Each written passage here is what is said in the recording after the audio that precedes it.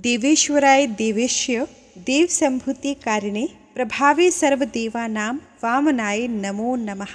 वामन अवतार भगवान विष्णु का 5वां अवतार है। भक्तजन उन्हें विक्रम, त्रिविक्रम, उरुक्रम, उपेंद्र, दधि वामन, बलिबंधन, आदित्य, काश्यप, अदिति नंदन तथा वामन देव जैसे अनेक नामों से जानते हैं। ऋग्वेद में भी इस अवतार का वर्णन मिलता है। भागवत पुराण, विष्णु पुराण और वामन पुराण सहित कई ग्रंथों में इस अवतार का विस्तार पूर्वक विवरण किया गया है। ऋषि कश्यप और उनकी पत्नी अदिति के पुत्र रूप में वामन देव का जन्म हुआ। 12 आदित्यों में वे 12वें अथवा अंतिम आदित्य माने गए। तो 11 आदित्य जो हैं वो इनके ज्येष्ठ भाई हैं और वो इस प्रकार से हैं: विवस्वान, इंद्र, वरुण, पूषा, अर्यमा, भग, धाता, पर्जन्य, अंशुमान, त्वष्टा और मित्र। आइए अब जानते हैं वामन देव के प्राकट्य से संबंधित कथा।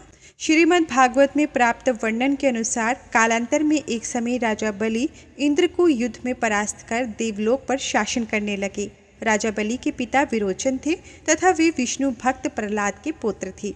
राजा बलि को एक दयावान असुर एवं राजा के रूप में जाना जाता था। मान्यताओं के अनुसार अपने तपोबल एवं पराक्रम के द्वारा राजा बलि ने त्रिलोक पर आधिपत्य कर लिया था, जिसके कारण उन्हें अपने बाहुबल पर अहंकार हो गया था। एक समय राजा बलि भूलोक पर अपने चक्रवर्ती साम्राज्य की घोषणा हेतु अश्वमेध यज्ञ का आयोजन कर रहे थे। उस आयोजन के विषय में ज्ञात होने पर इंद्रादि देवतागण चिंतित हो उठे और माता अदिति के समक्ष उपस्थित होकर अपनी व्याकुलता व्यक्त करने लगे। माता अदिति ने जब अपने पुत्रों को इस प्रकार चिंतित देखा तो उन्होंने भगवान विष्णु के निमित्त कठिन आराधना की। भगवान विष्णु उनकी उपासना से प्रसन्न हुए तथा माता अदिति को दर्शन प्रदान किए। माता अदिति ने भगवान विष्णु को अपने पुत्र के रूप में प्राप्त करने की मनोकामना व्यक्त की, जिसके उत्तर में विष्णु जी ने तथास्तु कहकर वहां से अंतर्धान हो गए। उचित समय आने पर भगवान विष्णु देवी अदिति के गर्भ से श्री वामन देव के रूप में प्रकट हुए। भगवान विष्णु के इस वटुक वामन रूप का दर्शन करके समस्त देवतागण, मुनिगण एवं प्राणियों में हर्ष का संचार हो गया एवं चहुओर उनकी जय जयकार होने लगी। भगवान वामन एक वटुक ब्राह्मण के रूप में कमंडलू, जपमाला एवं लकड़ी का छत्र धारण किए हैं।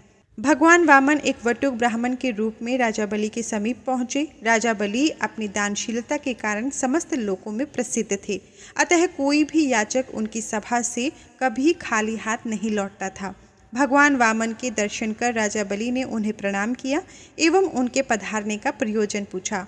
वामन देव ने राजा बलि से 3 पग भूमि दान करने का आग्रह किया। राजा बलि केवल 3 पग भूमि की याचना पर आश्चर्यचकित होते हुए वामन देव से कुछ अन्य भी याचना करने का निवेदन करने लगे, किंतु दैत्य गुरु शुक्राचार्य भगवान वामन की योजना समझ गए एवं राजा बलि से दान करने का संकल्प न करने का आग्रह किया, किंतु राजा बलि ने शुक्राचार्य जी के कथन को अस्वीकार कर दिया।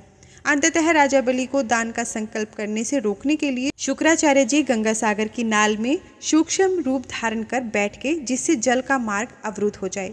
गंगा सागर एक पात्र होता है जिसकी नाल से जल को हाथ में लेकर और फिर संकल्प किया जाता है, तो उस गंगा पात्र की नाल से जल न निकले और राजा बलि संकल्प न ले सके, इसके लिए शुक्राचार्य उसकी नाल में जाकर बैठ गए ताकि रास्ता अवरुद्ध हो सके।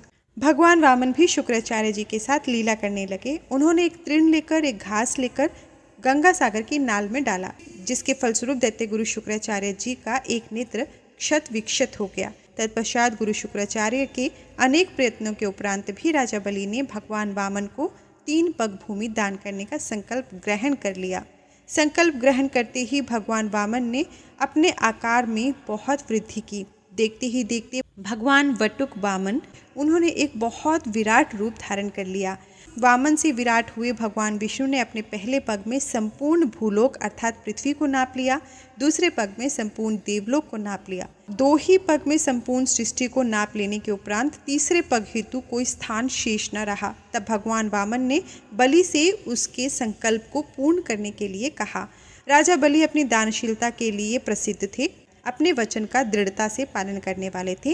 अंततः कोई अन्य उपाय न होने पर राजा बलि ने भगवान वामन से तीसरा पग अपने मस्तक पर रखने का निवेदन किया।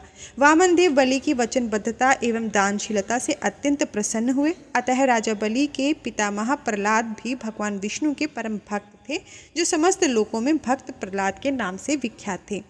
भगवान वामन ने बलि के मस्तक पर चरण रखकर 3 पग भूमि का संकल्प पूर्ण किया।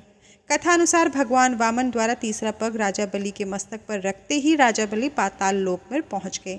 एक अन्य कथा के अनुसार भगवान वामन ने बलि के मस्तक पर अपना चरण रखते हुए उनको अमरत्व प्रदान कर दिया, उन्हें अपने विराट रूप के दर्शन दिए।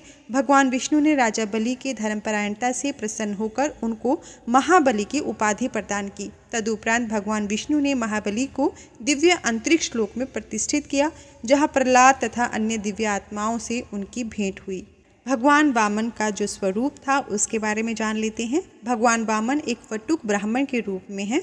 वे छोटे से बालक के रूप में एक हाथ में लकड़ी का छतर एवं लकुटी तथा दूसरे हाथ में कमंडलू लिए रहते हैं। भगवान वामन के त्रिविक्रम स्वरूप में उन्हें 3 पगों वाला एवं चतुर्भुज रूप में दिखाया जाता है। इस स्वरूप में वे अपनी 4 भुजाओं में शंख, चक्र, गदा एवं पद्म धारण करते हैं। वामन द्वादशी का ये दिन आप सभी के लिए शुभ में हो, मंगल में हो। इसी कामना के साथ हर हर महादेव। धन्यवाद।